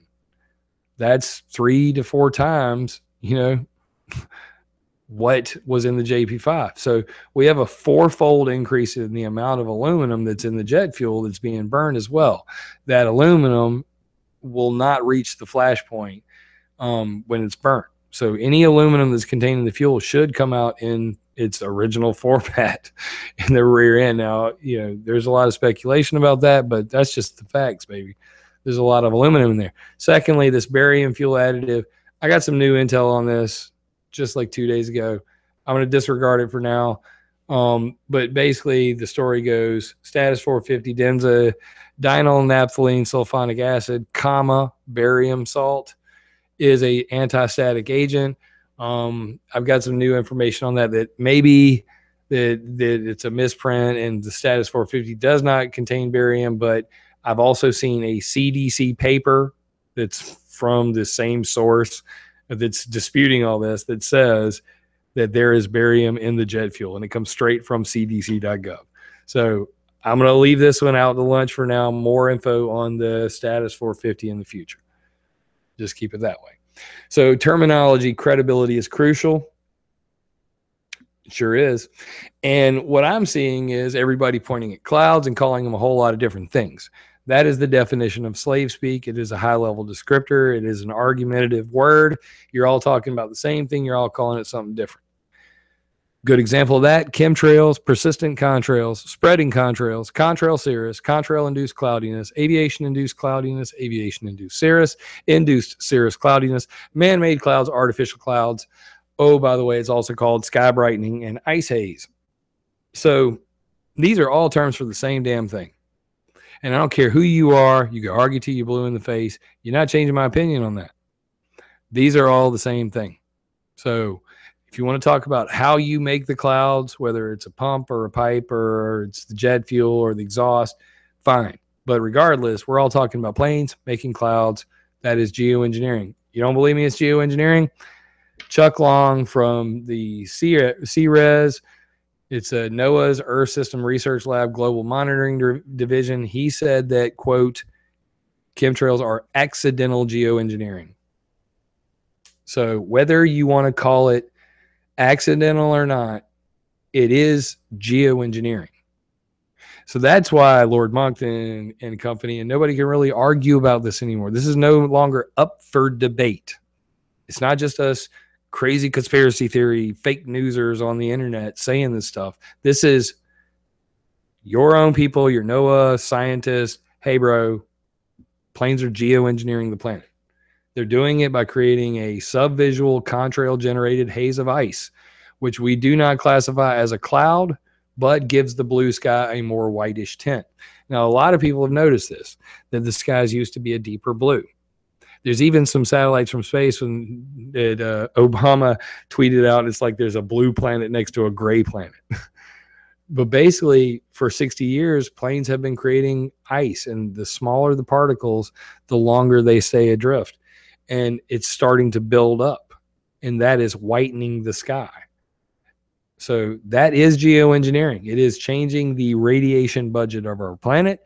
It is happening whether you want to call it intentional or not, whether you want to call it an accident or not. It is geoengineering. Everybody can now go home and say, we know for certain it is, and we got somebody agreeing with us. So here's another one. Sulfuric acid from aviation and ship tracks may be higher today than geoengineering SRM would require in 2020. Davey Key said we need 25,000 metric tons of sulfuric acid to cut global warming in half. So the thing is, and this is Oscar Escobar, he had a great article on it, so I mirrored it on ClimateViewer. He said 1990 global aviation's annual contribution to the atmospheric sulfur budget by aircraft was 20,000 metric tons. Did a little math there. By 2010, that should have been up 110%, which would have put us over the 25,000 metric tons. So basically he's saying, hey, bro, jet aircraft are putting more sulfuric acid up there, and ships are putting more sulfuric acid up there today than you said you wanted when you talked about geoengineering the planet. Are you a moron? So Oscar says, so perhaps those in the geoengineering community who are genuinely opposed to geoengineering should revise their premises and call for research into geoengineering with the purpose of ending this unintended but failed and still ongoing experiment. Badoom. So that is why you hear guys online saying, you know, chemtrails, contrails, geoengineering. I mean, whatever you want to call it, it is geoengineering. It is planes making clouds that are modifying the freaking globe. Oh, by the way, just the sulfuric acid coming out of there is modifying the globe. It is geoengineering. And until these usurpers with their global governance and their technocratic BS recognize that, we're going to continue to have an argument online, and I'm hoping to elevate that argument today. So please get educated on this stuff. So I went last year to the EPA up in Washington, and we had a hearing. It was on C-SPAN. You can see it right here, EPA hearing on jet pollution and geoengineering. And basically the Lucy Audette, senior policy analyst from the EPA, tried to talk me out of coming. I recorded that. That's also on my youtube.com/Jim Lee ClimateViewer. And she tried to talk me out of coming. So I refused to not come, and suddenly they had to have a hearing. So I brought 4 of my friends, and we went up there and talked about geoengineering clouds and how they needed to knock it off. But their hearing was actually about regulating greenhouse gases. They were trying to pat Obama on his butt and say, I know you went to COP21. We're going to break our foot off in the airline industry's butt. The interesting thing about that, for 60 years, nobody's ever wrote a law about pollution coming out of planes. There are no regulations whatsoever on these guys. So this is the first time in history there ever was a hearing to even talk about pollution coming out of planes. So even though they were only having this hearing because Friends of the Earth, Sierra Group, these NGOs sued the EPA to make them do this, they had the hearing. They said, if you believe that jet pollution is a threat to human health, come here and tell us why. So that's exactly what I did. And we went up there and broke their Bozaks, and it was an epic day. You should watch the videotape. It's great. And then during the election, while nobody was looking, the EPA agreed that they would limit greenhouse gases from airplanes. So they decided to go ahead and write regulations to make Obama happy. And you know, tell them to stop putting out CO2 and nitrous oxide and greenhouse gases. Forget about aluminum, any kind of metal particulates, and forget about clouds. Forget it. We're not even going to talk about it. So we at least got ourselves on the record, and we gave them a hint, hey, we're coming for you. So they said they were going to regulate greenhouse gases. July 31st, the White House released the Federal Alternative Jet Fuel Research and Development Strategy, where he's talking about alternative aviation jet fuel, which is biofuels. And I've talked multiple times about biofuels on ClimateViewer.com. You should check it out. Then China, US, and Europe pledged support for Global Aviation Emissions Pact. The ICAO, the airline industry, agreed to regulate itself. China, US, and Europe said, we're cool with it. Then they threw out the lawsuit altogether. The hearing that we had gone to, they threw it out. All this happened during the election. Sound familiar? So at the end of the day, the airline industry got what it wanted. Got what it wanted, and it gets to write its own rules once again.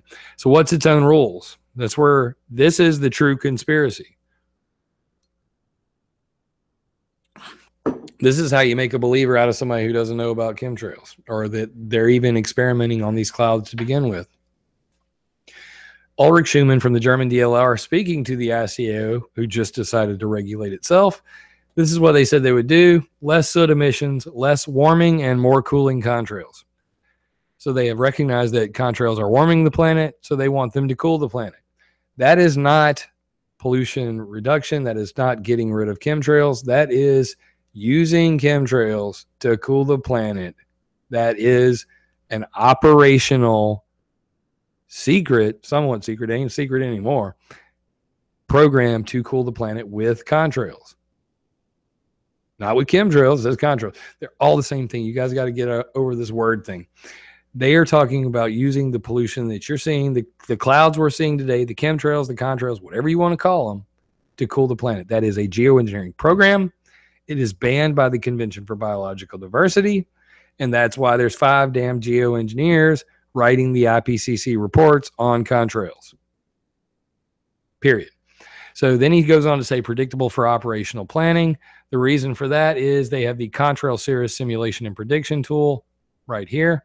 He wrote a program to predict when the clouds will appear, and if they're going to cool the planet, they can make money on that, carbon credits.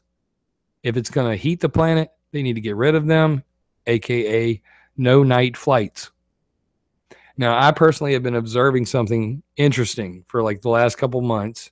Maybe I'm crazy, but I have a cloudy day, and magically at nighttime, damn near every night, all my clouds go away, and I see stars every night.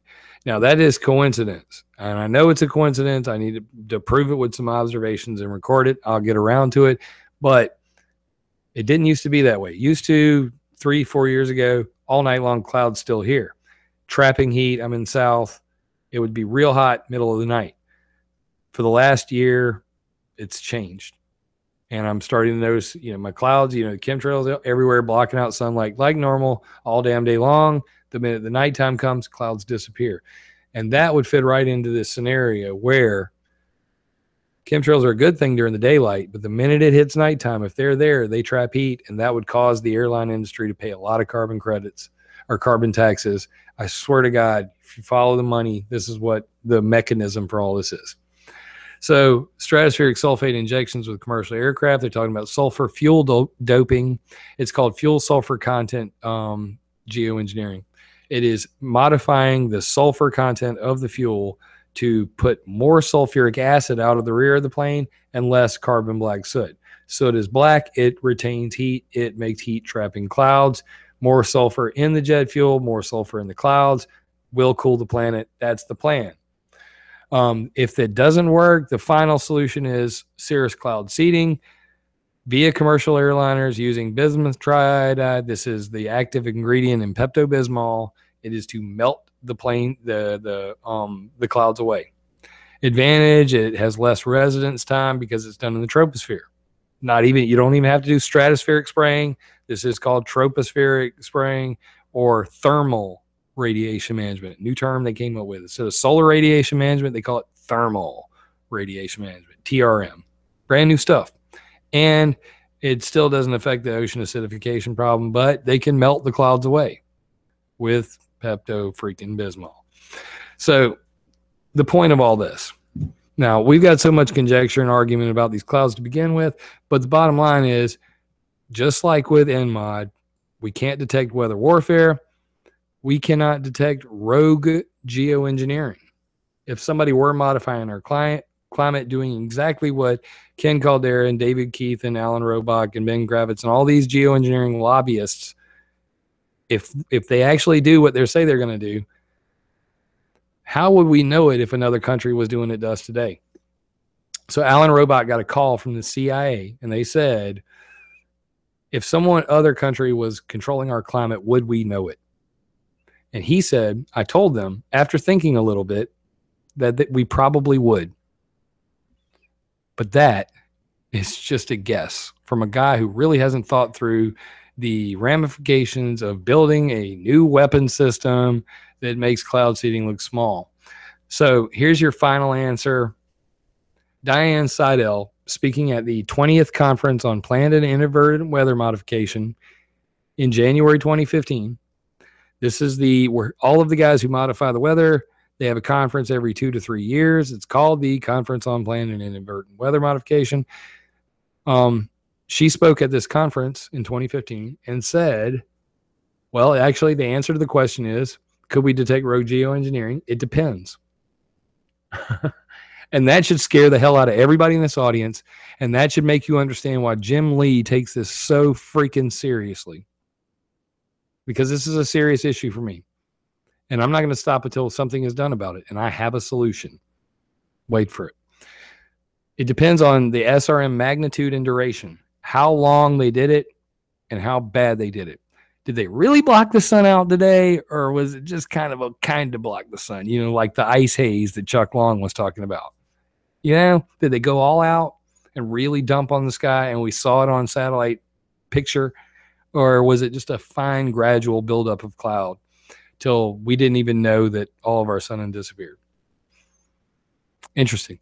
And it also depends on a sustained observing system because currently there isn't one.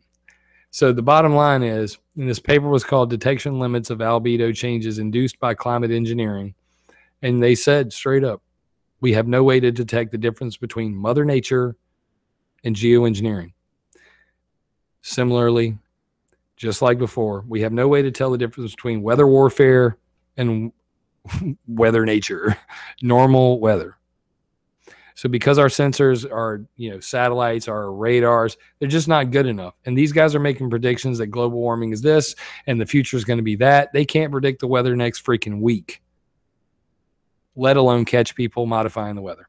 So that's why we come to the solution. And I call it the clarity clause. A clause is something that you add on to a law.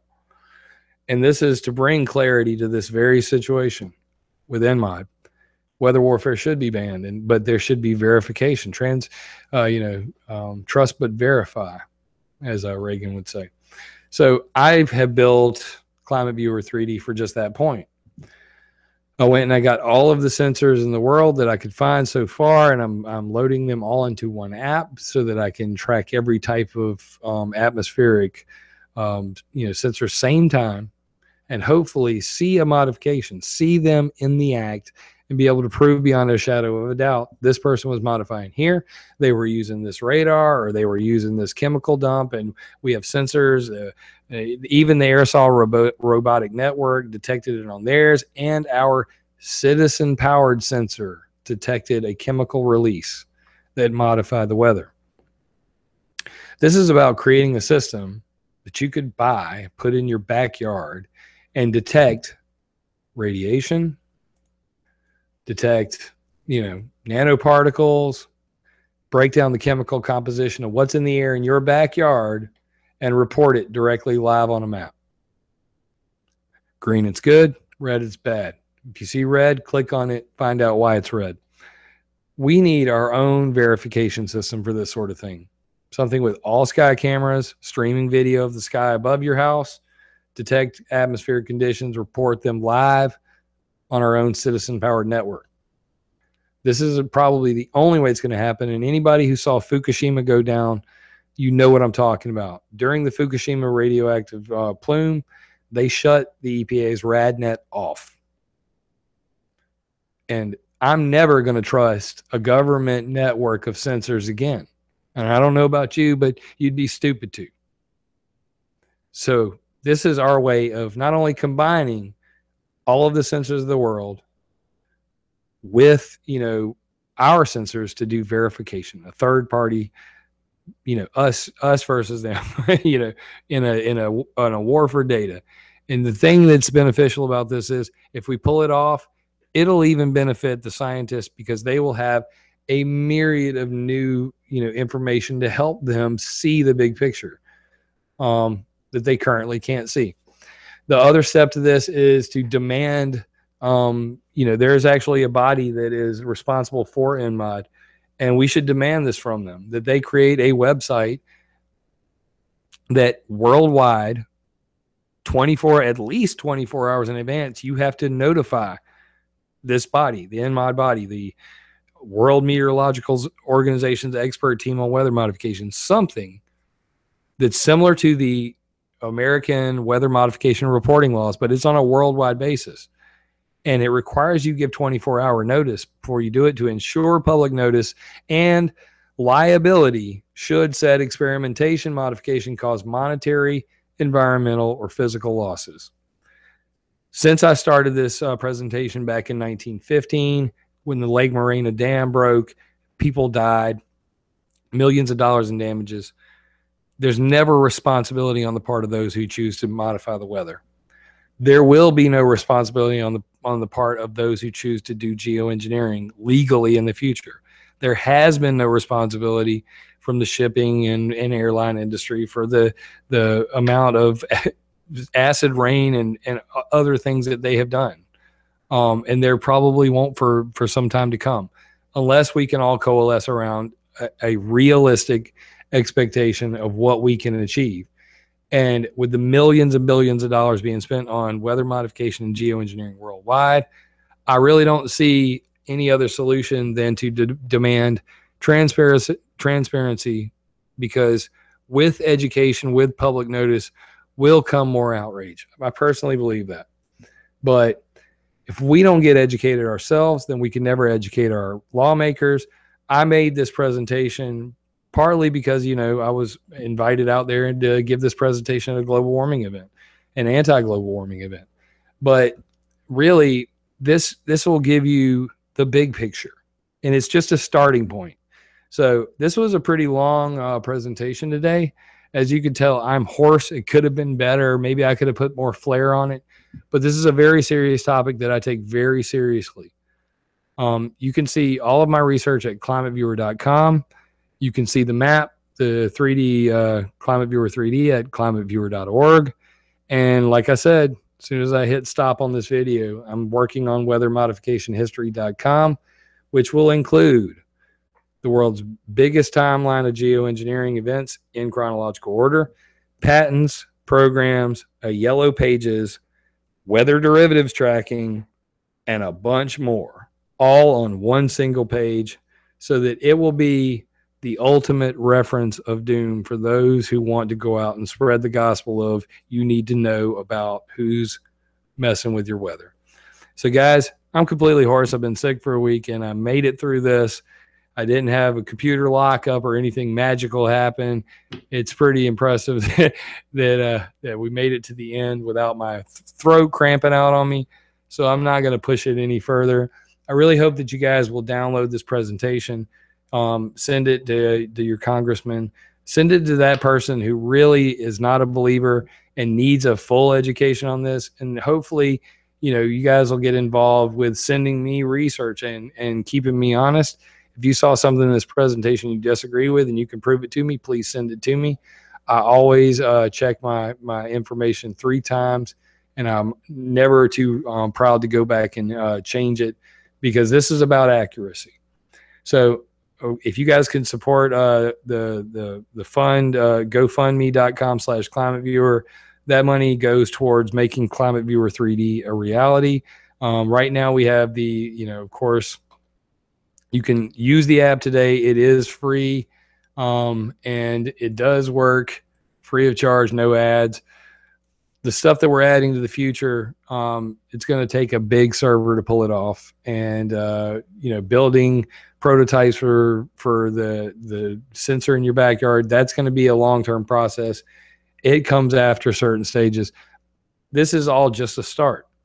So hopefully you guys will grow with me and help me support this ClimateViewer 3D app, and come over to weathermodificationhistory.com when I get it done. And of course, hit me up on climateviewer.com.org. Love you guys, mean it. I'm glad we got through this together. Please share it with everybody. And unless someone like you cares a whole awful lot, nothing's going to get better. It's not. Love you, mean it.